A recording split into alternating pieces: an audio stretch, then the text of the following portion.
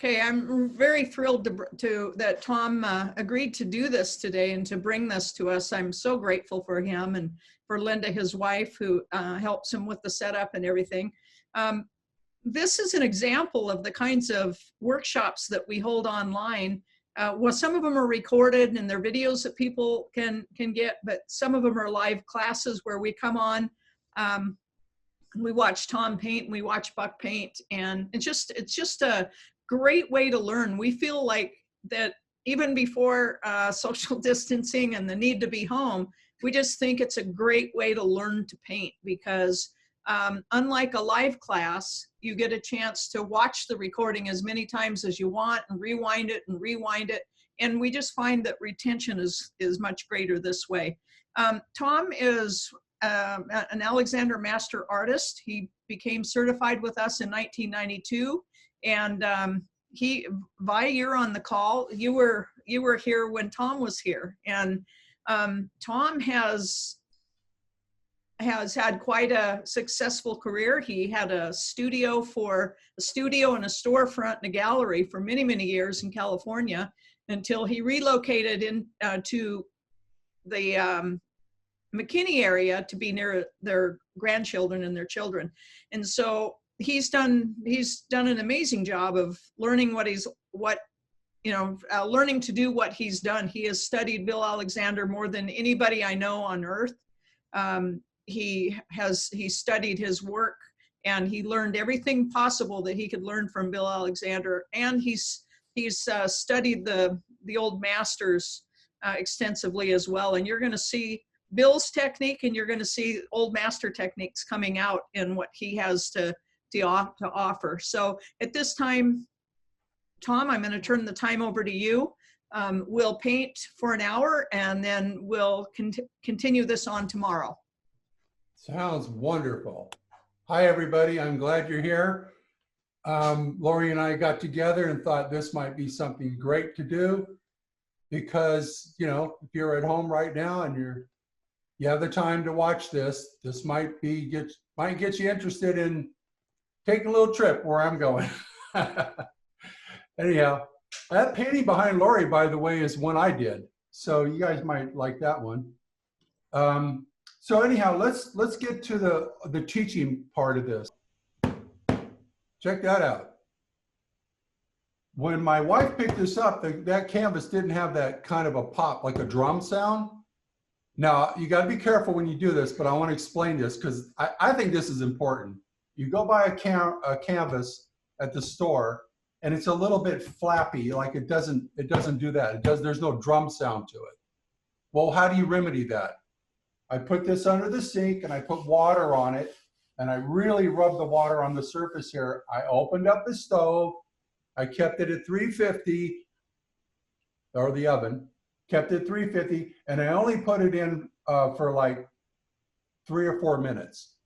I took it out and then I let it sit, and now it's like a drum again. That's a little tip for you. That's what we do here at Alexander.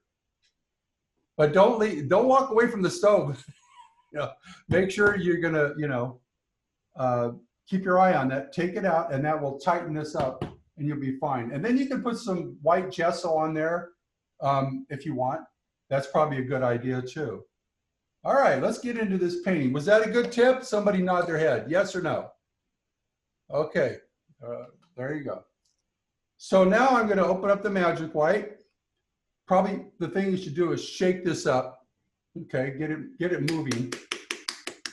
And I'm going to start putting things out. I'm going to move the camera around a lot. If you guys hear Lori jump in, that's because she needs to tell me, oh, we can't see something or other. So don't worry about that. Just stick with the program here. And now what I'm going to do is I'm going to take this little piece off right here. And this is a pump action. So what I want to do now is get this on the left side of my palette. Now, everybody, you don't have to do it this exact way. You can put the white here and then put your lights dark there, or you can start on this side and go that way. It doesn't really matter. I'm left-handed, so I'm going to put it from left to right. So I'm going to take this white, start pumping it out. I want to do everything from the beginning so you guys can see how this is all working. I'll put out enough just for tomorrow, you know, for tomorrow too. Okay, I'll let my wife put that cap on. Thank you, Linda. Linda's always here to help, always here to help. So I only put the white out for now just to get the canvas coated. Okay, you might have seen this before, but I think I want to break it down again. Got my 1-inch brush, and I'm going to dip in. I shook it up just to make sure everything is nice and consistent here. So I'm loading this brush up. Now I want to show you an easy way to put this white on. What I like to do is I like to take the white, kind of just build myself a little trail here. Put a little more on. And I just go across the whole canvas like this. And what I'm really doing is just putting these dollops of white on here is I'm making sure to get the canvas covered quickly. Now, getting into this probably, you guys have probably already done this before, but for people who haven't done it, I want you to understand how it's done. So I'm just going to take this brush and I'm doing small little strokes across the canvas like this, like a little jiggling action. I call this scrumbling, not scumble. Scumble's a different thing, but you're scrubbing and you're moving the white across the canvas, and the ends of the hairs of the brush are pushing down into the fabric. So that way you get it nice and deep. That's the first process, okay? So, going across here, getting it going. Sometimes you get some hairs off of there on the brush. The brand new brushes do that. Just take your brush and lift them up like that and then tap them off. All right, magic white is getting applied. Now, white on white is just white. You don't know what you're seeing here. The next thing you want to do is be able to check it. Okay. Get across here. Now we want to check. So if you take your finger, put it up. Now here's the deal. You don't really want it on thick. So if you do have it on thick, which I have a lot of white on there, I want to get rid of some of it. I think the best way to do that is just take your palette knife, run it across, and lift most of that white off. And then you got more highlights for rocks or anything else that you're trying to do. All right, so we are now picking up a lot of that white. Take your palette knife, drop it down on the palette. Now I'm going to tell you something interesting. This is important. Rembrandt had two whites. One white he muddied up over here with his other colors, and one white he kept off to the side to make sure that he wanted to apply the higher highlights later. That's kind of a good eye practice to do. Put a white over here a little bit. See, I waited for this to put the white there. Okay, so I'm just lifting this paint up. And then we got to start thinking about color. Okay, we're going to take a little trip to the ocean.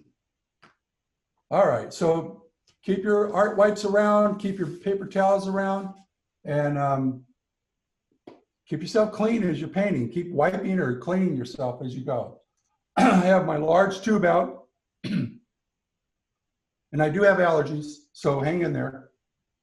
Not allergies to the paint, just the pollen out here is really a lot for me. Putting out my yellow on the left side. I'll put out enough to make sure. Now, how am I doing that? I'm not making a bead going down. I'm literally pressing this and creating that dollop straight up and down like a Hershey kiss, straight up and down like that. Okay. I got to get into this painting. My brain is I'm more into the painting than talking. So we'll get into it. Watch, you guys. So blue. Now out of these colors, the strongest color here is blue. That pigment, that Alexander pigment is strong. If any of you guys have used it, you know it's very powerful. Also, I have the Magic Clear. This is a beautiful product. You don't have to have these dark, ugly oils in your paint. And the Magic White is made with this oil. Isn't that awesome? That keeps your colors nice and beautiful. I think it's great. Okay, so let's talk about this color, what we're going to do here. I could recheck this. That looks good. That's pretty good. Okay, so I'm gonna go ahead and take some yellow on my brush, drop it down here. Now, excuse me, the minute I start that, this is going to be called my base color. Going for red. Now I have an orange color. Now I can do a lot of things with this, but I want to keep everything kind of in a small area. I'm going for blue. And really what I'm looking for here is a gray. You'll notice that turned a little green after I added the blue there. Not a problem. So red and green makes brown. So we're working this out. Here's some red, more alizarin crimson, a little bit more. I may have to add a little more here because I'm being a little bit careful about how much. Now I have a lot of red in there and it's becoming a deep brown. Now here's what I'm going to do for you. I'm going to check it. I'm going to take a little white, put it right there, and touch that and put it right in there and see what it looks like. Okay, that's a really like a nice light brown. So I want to turn it gray. So here's what I'm going to do. I'm going to add a little bit more blue to it. And you got to be careful with that blue because it is strong. And I'm going to check it again. All right, let's try that again. So I wiped off my hand. I'm going to take a little white, put it right there. My teacher used to make a lot of dollops going down, my very first teacher. And I'm going to put this in there and see if it starts, hey, it's starting to turn gray. Well, wait a minute. That's a good thing because here's the rhyme you want to remember. Everything gray is far away. Aha. Even if it's gray blue, gray green, gray violet, that's a far color. So now that I know that, I'm just going to go ahead and I'm going to take some white, drop it in here and see if I do have that gray. Well, now I know that's far away. I could turn that gray blue, I can turn it purple, I can turn it green gray from closer hills and mountains. And here's a rule. Don't put yellow ochre ever far away in the painting. Yellow ochre is a color that's only visual up close. So I don't ruin all that right there. I'm going to put a little more white over here because I'm going to need it. So now I know I have my gray. Do I want to lighten it a little? Maybe. See, this is what we call mud. There was an artist named Delacroix, and he said, give me mud. As long as I can paint the colors around her, I can paint the skin of Venus. So you need your mud. Your mud is a good thing too. I have gray. Let's see what we can do far away.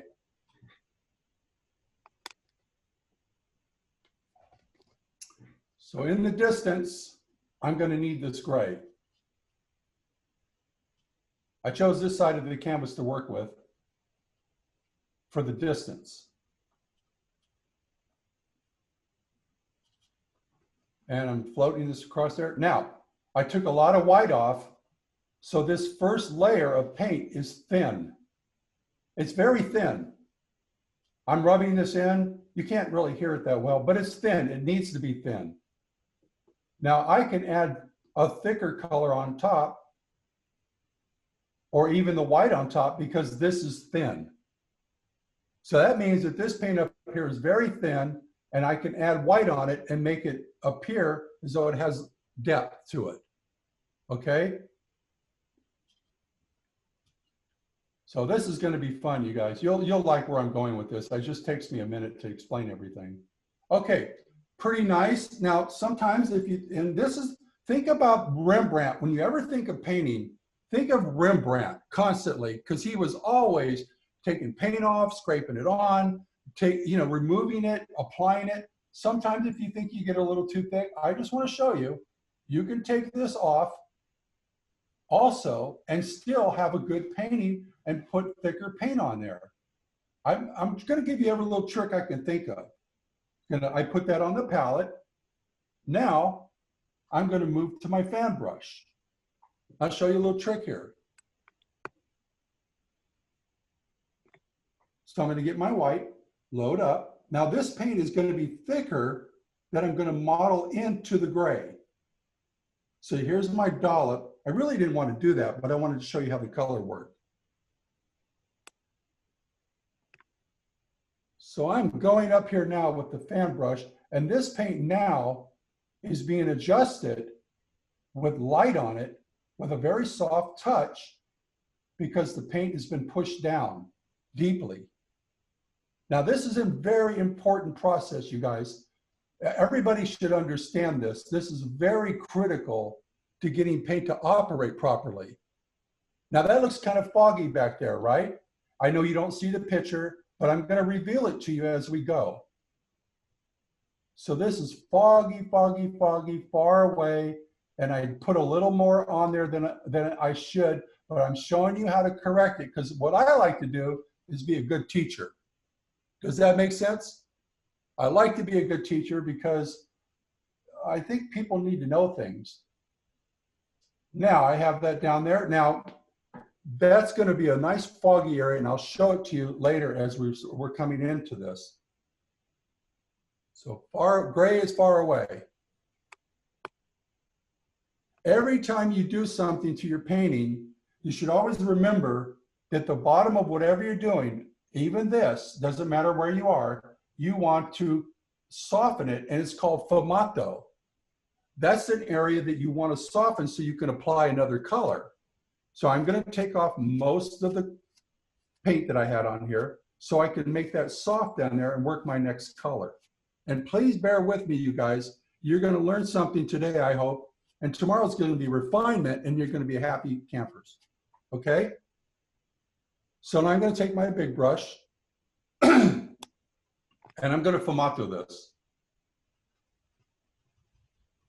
It's muddy, dirty, I don't care. Just goes to show you what was deep down in the brush.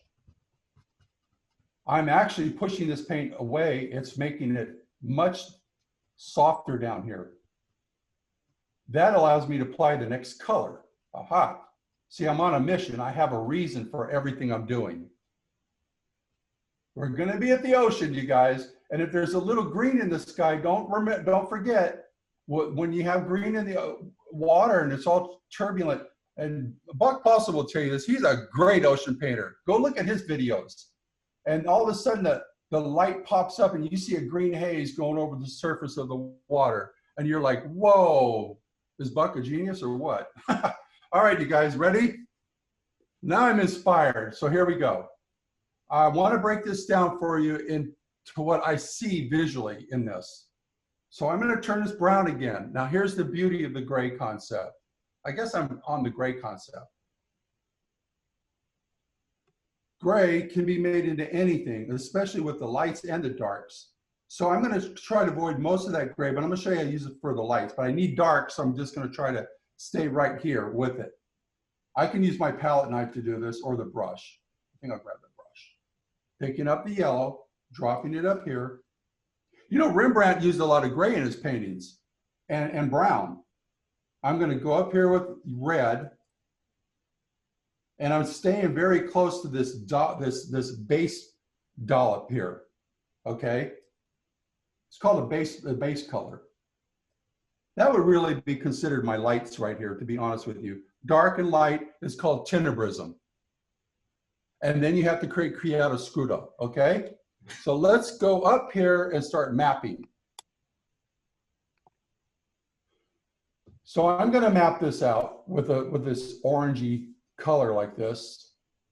And I'm just gonna try to get some tones in here. Now, once I get into anything that's got a brown shape in it, what's happening now is that this color is not dark enough yet, but I'm gonna model it into this gray and just go for it.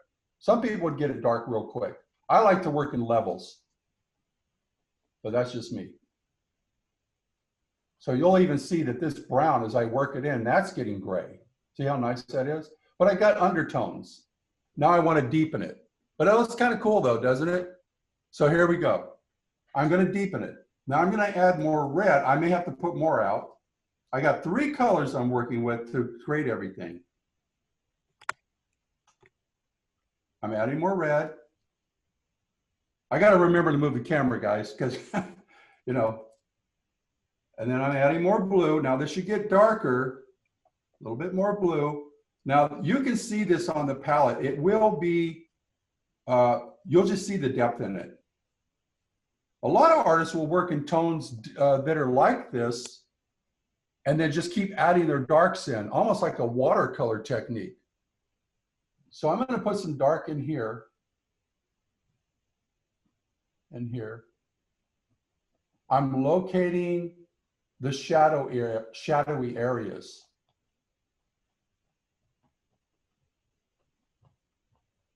For today, I'm just moving paint around. Now I'm going to be brave here. I want you to watch this. Look how nice that looks. You're going to see something crazy now. Watch this. This is almost an alla prima concept. When you take the paint and you just grab a color and you know that's dark, and I just grabbed a lot of red. But I want to free everybody up so they just realize, don't have to be so strategic with everything. Have fun. Okay, here we go. If I put the red on that, what am I going to get? If it's got enough blue in there, it's going to turn violet-like. And that wouldn't be a bad thing. It's got a little bit of violet tone in it. Whoop, that was a mistake. Now all of this is going to get very dark over here. But you see what I'm doing is I'm structuring my rocks out. And I actually need this color for the next phases. So I'm just moving the paint around. Now it's time to do what I said earlier, because this is important too. You know what? Before I do that, though, I'm going to put more blue over here because it really gets a lot. As the sunlight comes through here, it actually gets a little deeper in here in color. So I need more blue to make it more cool, and you know the water's churning and everything, and it's moving. I need more blue. I also need it for the water. So I'm growing right into the blue directly.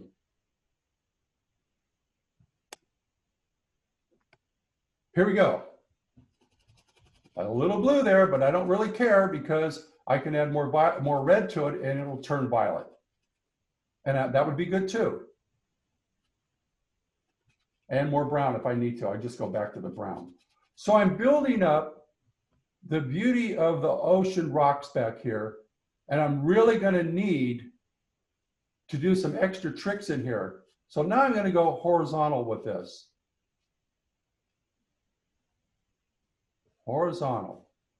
So the rocks are kind of craggy and moving around. And then I need to do horizontal strokes for the water.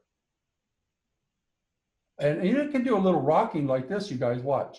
You can do this. Now, remember I said that when I had the gray up here, I said I had to soften that gray down at the bottom. That was because I needed to put another color on it to make it work better. So now I'm working these rocks out up here, and I know that I need to soften the bottom of these rocks. And that's what I'm doing now. I'm using that color, actually. I'm not even, and the white's on there helping it to blend. Okay, the magic white is awesome. And that's something that the Rembrandt would have done, a wet on wet technique. Constable would have done it. He was a great painter in England. You know, he would go outside with his little square canvas and board and then do a little preppy painting, then bring it into the studio and embellish it and do great work with it. That's because they're all geniuses. I'm just a copycat. Okay, that's pretty good, huh? So now I'm just kind of building up the rocks. Now you can't have everything. Look how nice the white looks on top of that gray. So every time you shove a color down real deep and you blend it and make it work, Now you can start thinking about putting on lights. Now see, that's my sky back there. I left a little bit of action going on there. All of this paint's very soft and happy, and you just have, and you can get this darker. That's just a plan. We have to work at it. There's the ocean coming at you. Now we got to do things called highlighting and reflective light. And I probably need more dark over here, so I might wait till tomorrow to do that. We'll see what happens. Okay, so you can use your palette knife, and you actually can go to that gray to make the right color for your highlighting. Well, let me show you what I mean by that. I normally don't put those little dollops there, but let me move them over. I'll put it right in here. Now, here's my dark, here's my light. I want to separate this for you. I don't want a lot of gray. I want just enough to change it to the right color.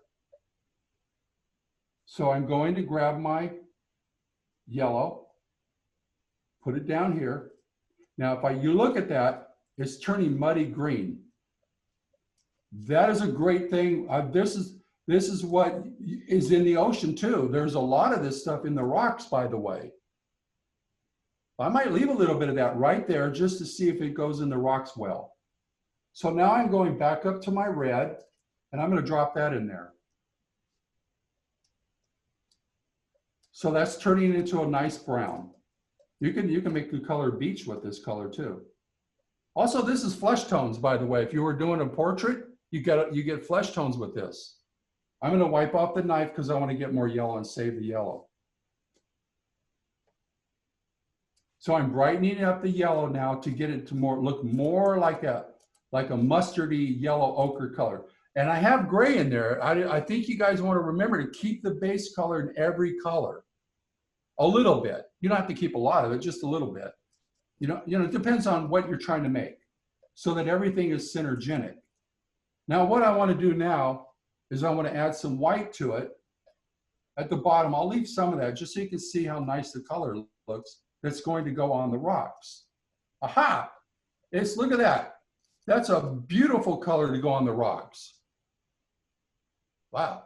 All right, let's scoop it up. Now let's test it out.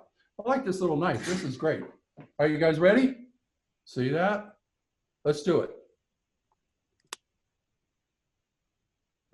So I've determined that the light's coming this way. So I'm going to tell you a little secret. If you are ever doing the light this way, use the corner of this canvas and the bottom of that canvas, and in your mind, project a grid on there that literally all the light is still going this way exactly in the same angle. Do that every time consistently because light is very consistent. I hope you got something out of that. So I'm going to go up here with a very light pressure. And I got a lot on here because I'm not too worried. This painting is a little more forgiving. It's kind of like a plein air painting almost. So I'm going to go up here and I'm just going to start applying some of this at the top. Now, I don't know about you, but I like that color. You can go this way, go that way. I know you guys have seen this kind of stuff before. Now, here's the important part of what I just did. When I first apply it, I didn't go right on. I mean, like, let me show you, slow it down and show it to you again, okay? Because I want to show you why I'm doing what I'm doing. There, that's a nice highlight, huh? So let's take the paint, bring it down, and I'm just going to pull towards me. Dark light. Okay. Now this is important. I think this will be good for you. When I look at this color here, I don't put it on the color. I put it just slightly above the color. That way the light is really generating above it, not on it. So watch what I'm doing. I'm going to put it right above that color. Do you see this? So therefore the light, that little ridge of paint right there is holding up on the light. I hope you guys got that. Now my job, and this is the beauty of this, with very little pressure, I can take this palette knife and I can run it around, even pick up other color. Watch, I can grab this and put little nuances in there. Do you see what I did there? Look. And then I take parts of this and I break it back into the shadows. Little bits of it. So I'm really ruining the edge of the light into the dark, but I'm not trying to overdo it. Now, it all depends on how much you want to do. It really does. So it's just a matter of how much you want to do it. Now you're saying this is an ocean, but that doesn't look like an ocean. It's not going to look like an ocean until I add waves and rocks and water falling off of everything. I got some tricks for that too. All right, so now I'm going to wipe off the knife, and now we're going to do what we call a dry knife. A dry knife. Oh, who would have thought of that? So I'm going to take this, and I'm going to take the no paint on there, and I'm going to extend this down a little. Look. Now, how am I actually thinking about this in my mind? I'm going to show you something real important. So don't panic. Watch this. Everything I'm looking at, I'm dividing in half. So actually, I'm going to graffito this so you can see it. That rock, that little face of the rock there, has a light side and a dark side. This area I chose has a light side, which is in this area, and a very dark side here, which means I'm going to have to deepen this even more. So as I'm looking at this, and when I mapped it out, in my mind, I already knew what I was doing. So I need the dark here, which requires reflective lights. Those are going to be your blue colors and your violet colors. On this side, I need the yellows and reds to really bring the light alive.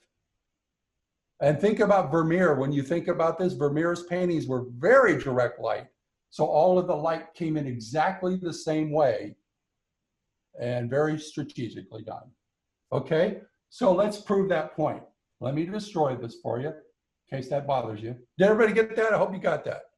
So every object, everything I'm looking at has a light side and a dark side. It doesn't matter what it is. Flowers, rocks, leaves, trees.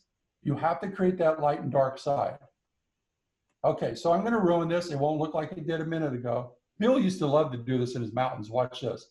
Take the paint, move it up a little bit, you know, change the structure of it, have fun with it. And then that's a Bill Alexander move right there. Whoa. So then you get rid of this, you push it down, model it, and I'll fill that in later because I did a lot of blending with the brush. I'll cover it with paint, or I'll scrape it off. It just depends. When you scrape off paint, that's called graffito. Okay, so I'll just get rid of this, work it in more. I really scraped through there. I wanted you guys to see it. There you go. See that palette knife? Look where my finger is now. It's up here. All right, good job. Now, let's do the reflective color. I just want you to see it. So here's our base color that's really dark. Then we have our highlight. Now that gray can become part of the reflective color. I just need to cool it down into blue. So I'll take the blue a little bit. Remember, blue is very strong, guys. Whoopsie. Put it down here. If you want, you can do this, mix it up a little. And if it looks really, really dark, don't panic. You can adjust that. There are deeper parts of blue in there. I have my art wipe in my hand, and I'm going to take white, about that much. I'm going to work this down into a blue reflective color. If I accidentally hit gray, am I okay? Yes, I am. Gray is okay. That's going to be the rhyme forever now. Now, what if I want to make it more violet? I add more red, and I have whatever I want there. Everything comes out of that base color. Now, I don't want a lot of paint on here because I don't know what I'm going to do with it yet. So I'm going to take a little bit of that off. Seems like I'm wasting paint. I got a little bit on here. Look, that's it. Let's go up and check it out.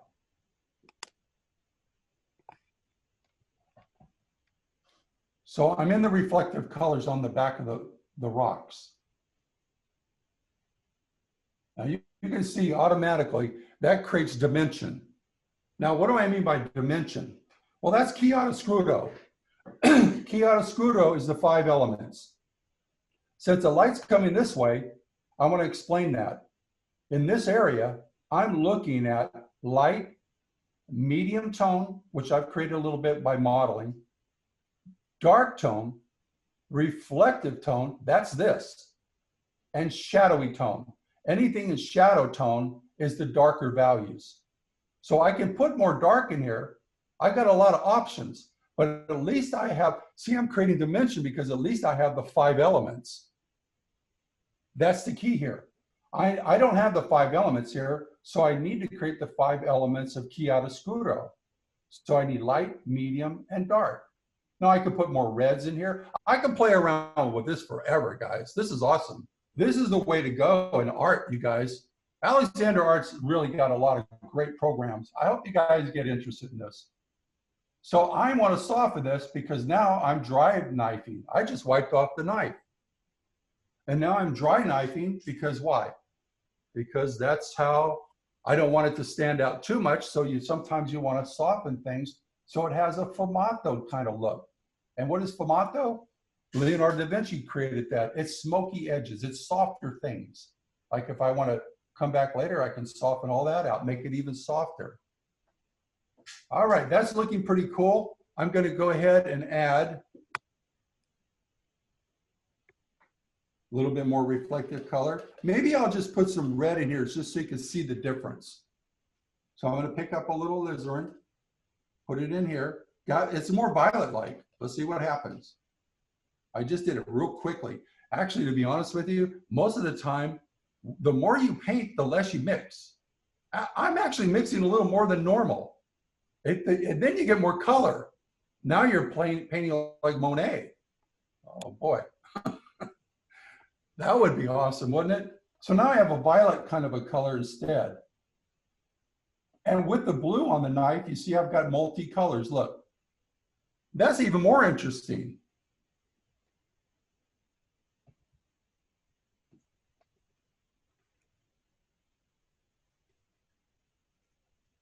I just pulled that forward so if you could see it. I did it subtly. Coming down here, I'm going to add a little more red so you can see it. Alizarin crimson. Now it's getting more violet. There it is. Look.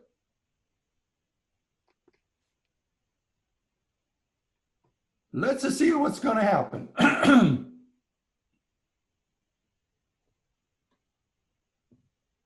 See, I like that because it has flavor. It has tone in there. I could even go up here with this a little bit and just kind of look at that. See the red, see the red is, okay, I'm going to make a statement about red. Red is the only color on the palette that you have to have. You can't do much with yellow and blue. You can't do much with just red and violet. Red is the key to all your colors. So if you have the red, you're in good shape. Okay? So now I'm just patting it around. I want to move on to the next level. I'm going to go back to the fan brush. And I want some water dripping down on those rocks. Now I'm going to show you a couple of ways to do this. If my wife can give me an art wipe, I'll show you what to do with this. Sometimes you just want to remove paint. So if I come up here and take this art wipe and draw out where I want this water to flow, I remove the paint and it's easier to put the white on or whatever color you're trying to create there. So water is going to, see how I did that? Water is going to be dripping down there and I want you to see it. So taking that paint off, I have removed it so you can see it. I'm going to focus a lot right here in a few minutes. I'm going to go to the white, pick it up with my palette, my fan brush, sorry. And I'm just kind of tapping it. That brush is loaded with a very small amount of pressure. I'm just going to touch it. Like, look how nice, that's a brand new fan brush. Isn't that awesome? But when it's chiseled like that, you know you're in good shape. So with a very small touch, I'm going to touch right here, let that water drip down, and then just let it, watch, just follow the pattern of the water. Water moves. And so you got to be a mover. You got to be a mover and a shaker. Look. Oh yeah, look at that.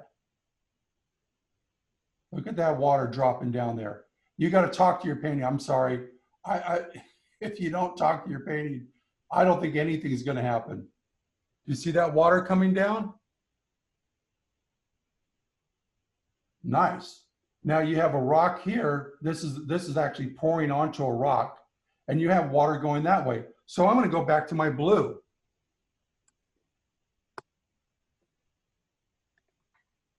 So I have my dark, my light, my gray, my blue.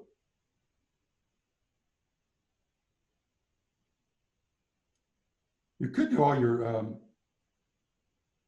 going to add a little more blue to that, watch, with the fan brush. I just want it to look bluer because I had a little red in there. There you go. Blue-gray is good.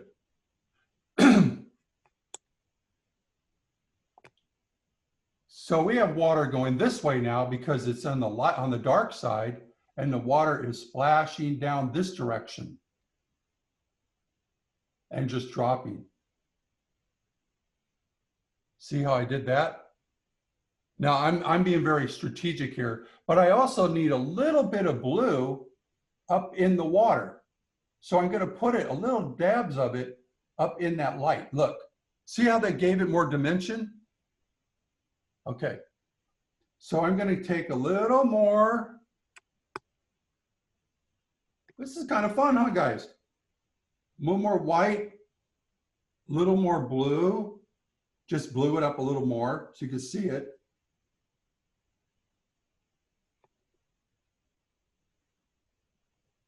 And I'm just going to get a little more loose with it.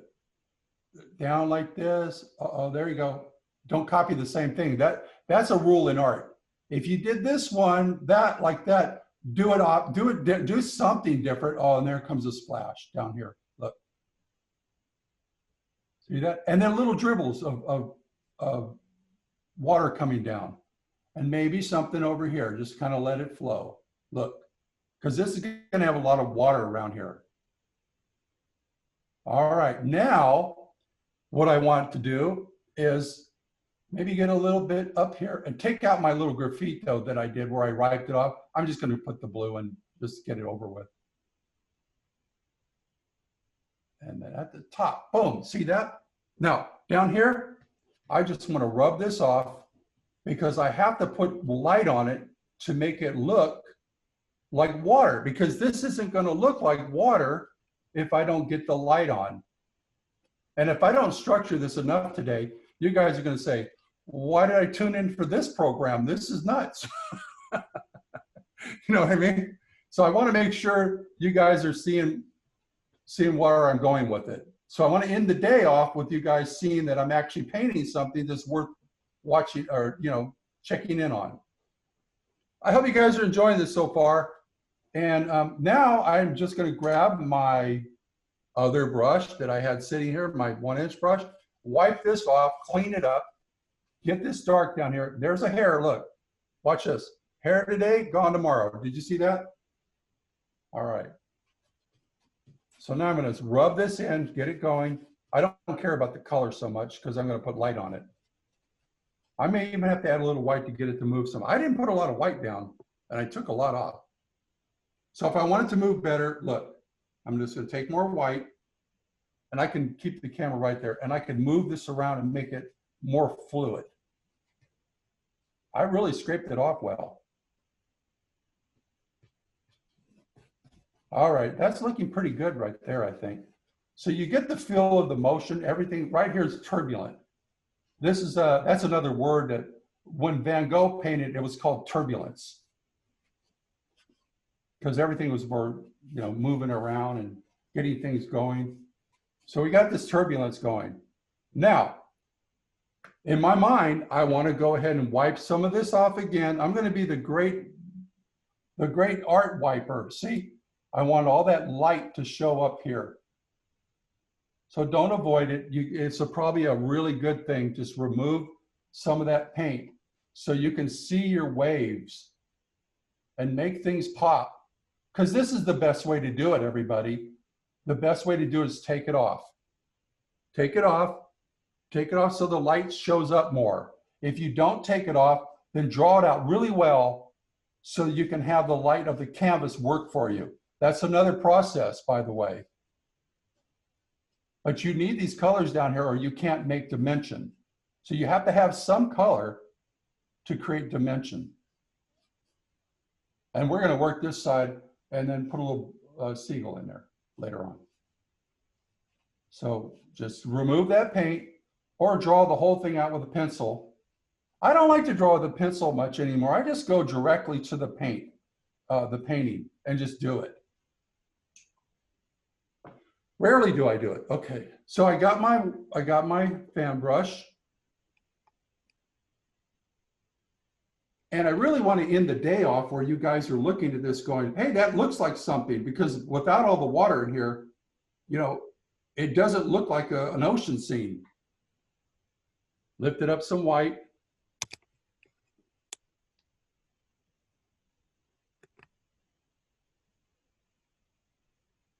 Now I'm going right into the place where I wiped off. And my brain is on overdrive. I'm actually thinking about, at this stage of the game, I'm actually thinking about, should I soften this a little bit? Because it's a little bit more than I want. So I'm just kind of over analyzing a certain thing, but I need to get elements in before I do much more. So we work this around, work it around, get it in, sweep it.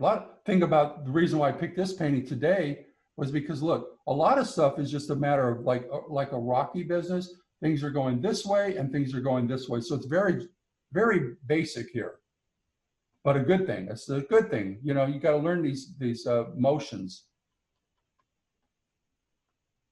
Okay, I'm going to bring this over a little bit, drag it that way. Now you're starting to see the ocean, but if you don't see this rock right here, then it doesn't look like much of an ocean. Okay, I'll need different elements in here, dark. This brush is becoming very dry now, so I can actually take this and kind of lift some paint off. There, see how I softened the top of that? That was a good move. Okay, give yourself a little credit when you do something good. Okay, and then you can apply more light on this too later. I'll show you. Okay, now, everything looks insane if you don't have light and dark. Last thing for the day, and then we'll pick this up tomorrow. We're getting close. I'm going back to my blue. I'll put it in here, just get it kind of muddy. I'm going to develop the dark that really needs to be down here to show the water, to show the depth. I think I want more mud in there. Did everybody catch what I did?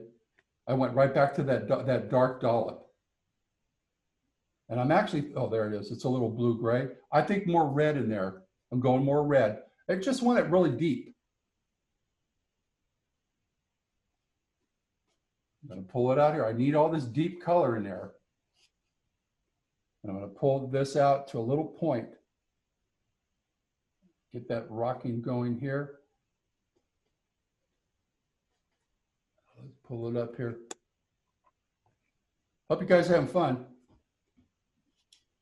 Okay, and I hope you guys understand there's going to be a huge rock right here at this very moment. And here's how I'm going to do it. Bear with me, because I don't want to leave you with this. This is hard to look. To me, it's hard to look at. But there's going to be a huge rock there. Need more red. I told you I need more red. I could almost predict this. You know, this is insane. After you do this for so many years, you just know. More red. Now, by establishing this rock here, this will give you the foreground that you know you need, because this is in the distance. And if you can't see it, it would be very hard for you guys to look at this and say, wow, what's he painting? More red, guys. Very hard to look at. Now, can you see the depth once I did that? Can you see how that dark gave you, and I kept this grayer back here because gray is far away. So if you guys are tuning in, you're watching, it's probably thinking, that guy's insane with the paint. I'll add more elements of light in there. I just grabbed a little bit more, red in there.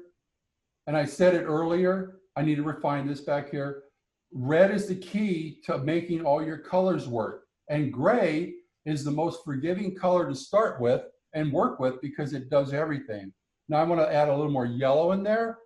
I'm getting this feeling that this is all coming to an end today, but I wanted to establish this right now so you guys can feel, well, maybe if you're going to paint this, you're going to have that depth that you need, and I don't want to leave you hanging. I feel really concerned about that. More red, yet red and yellow, getting it browner and browner, and I didn't spend forever down here. And now this is just going to come out of the picture like this, and you guys know how all that works. You've seen this before. Bill used to do it all the time.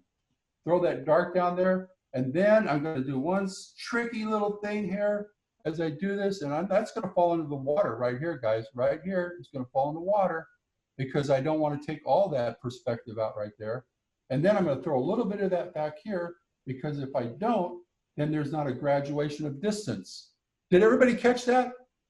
I took this color and I'm throwing it back here because I have that. This is the farthest spot in the painting, but this is a lot closer to your eye, and I'm going to make it a little darker. A little more red up here. That's a lot of red. A little yellow and a little bit of blue. And that'll get me started for the depth that I need back here. Rub it in, don't even worry about what it looks like. And I left this open so I can have foam and action going on in there tomorrow. Now,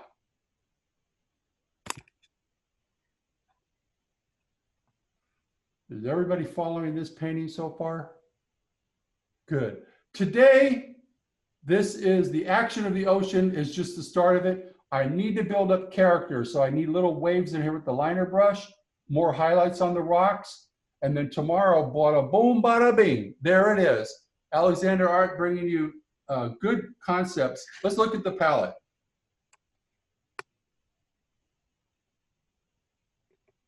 So I started with my base color. I used that base color, turned it gray, made the sky color gray. I could make it blue-gray, but I made it just gray for distance. It's kind of foggy back there. Then I took the yellow and red and turned it into a good rock color. And then I had a little bit of gray left over and I added blue to it. So 1, 2, 3. Wasn't that awesome? Okay, tomorrow we're going to add elements of more waves coming down, foam action right here, another rock right there, and highlight right there, and more water coming off of this. I hope you guys had fun with this today. We love you, and we brought this to you on purpose because we know everybody's staying at home, and it was a great thing we thought up, and I hope you guys are enjoying all that. See you tomorrow. Thank you, God Tom. bless you. You're welcome. All right, thank you, Tom. I'm going to go ahead and open it up for a couple minutes. If anybody has any questions for Tom, while we're on here, we've got maybe just a couple minutes. And if you do, just unmute yourself and go ahead and ask. Tom, this is Myrtle. Myrtle. It looks like watercolor almost. Well, I know, there's a lot of, I do a lot of crazy stuff, don't I, Myrtle? Yeah. I can make almost an end style. I'm actually tomorrow I'm gonna kind of scrape this off because it's gonna be a little dry. I want to show you how to soften that even more. Yeah, you're right. I have a lot of ways of doing things. That was almost a little watercolor feel, wasn't it? Is that a little 8 by 10? What size is your this is 12 by 16. 12 by 16. How do you keep your hands so clean? I keep the art wipes. My wife keeps handing them to me. And normally after you do this for a long time, you get to the point where, you know, it's second nature. I'm actually more dirty when I'm teaching than when I'm by myself. I'm very careful, and I don't touch much paint at all. It's really a nice job, Tom. I really, really appreciate it, and so proud of you.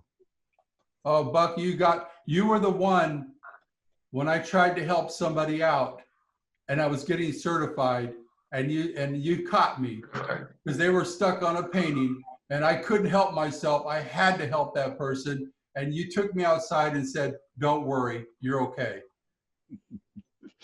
Well, you're double okay today. Thank you. Hi, Tom. Hi, Buck. It's fine. Who was that? Vi McConnell. Oh, So Tom, Vi was in your certification class. oh, really? Yeah, Vi. Remember Vi from Canada? She's I from do. Hillsborough. Oh, Vi. I do remember Vi. Hi, Tom. Hi. We studied together. Remember, we studied the tests we had to take. That's right. I'll never forget that. We were together. We studied, and then we kept going over it, and then we passed. We did. Surprisingly, I did anyhow. That's right. I Wow. was there to help us too. Hey, Tom, Yeah. this is Sue. I've got a couple questions. At the beginning, you showed tightening the canvas. I think that's why you got it wet and put it in the oven. It tightened it. Yes. Does that ever, like in humidity, does that ever relax? No, actually, over time I found that I never had a problem with it getting relaxed, especially because I make this a habit. I actually put a gesso on it, like, you know, a half hour later, and it seems to keep it there. And I've never had a problem with it getting looser.